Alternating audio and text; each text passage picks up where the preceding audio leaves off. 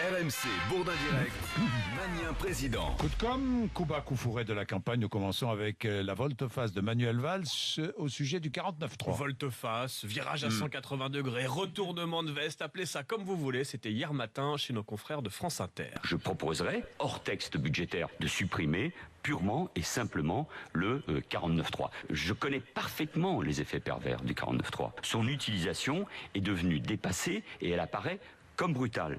Effet pervers, dépassé, brutal, réquisitoire contre le 49.3 de la part de celui qui l'a utilisé à 6 reprises à Matignon. Et je ne résiste pas au plaisir de vous faire écouter ce que nous disait Manuel Valls au sujet du 49.3 il y a quelques mois sur RMC. J'utiliserai de nouveau cette arme qu'il faut pouvoir utiliser quand on considère qu'il en va de l'intérêt général. Le 49.3, c'est tout l'inverse d'un passage en force. Et c'est donc un acte qui est démocratique. Spectaculaire, salto arrière politique, et la réplique n'a pas tardé du côté de ses concurrents. Cette nuit à Paris, des affiches de campagne d'Arnaud Montebourg ont été collées avec ce slogan: la primaire de la gauche, ce n'est pas le 49.3, vous avez le choix. Comme quoi la communication politique ne dort jamais.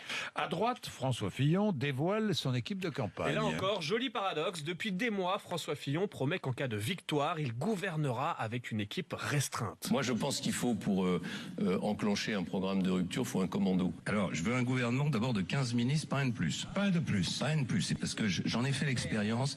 Les équipes pléthoriques, c'est un drame.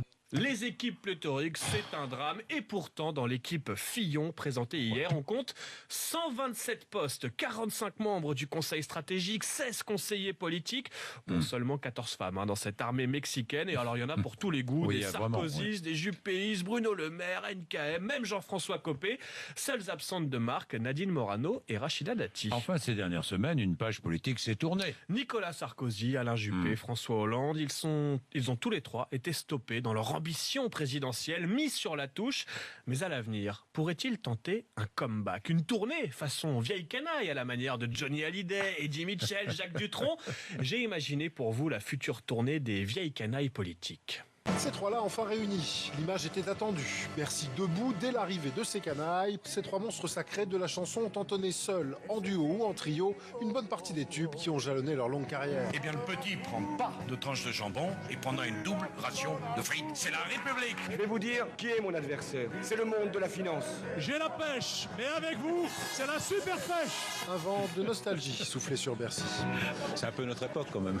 Ils ont bercé notre jeunesse, ces trois-là. C'est un vrai concert de coton-tige.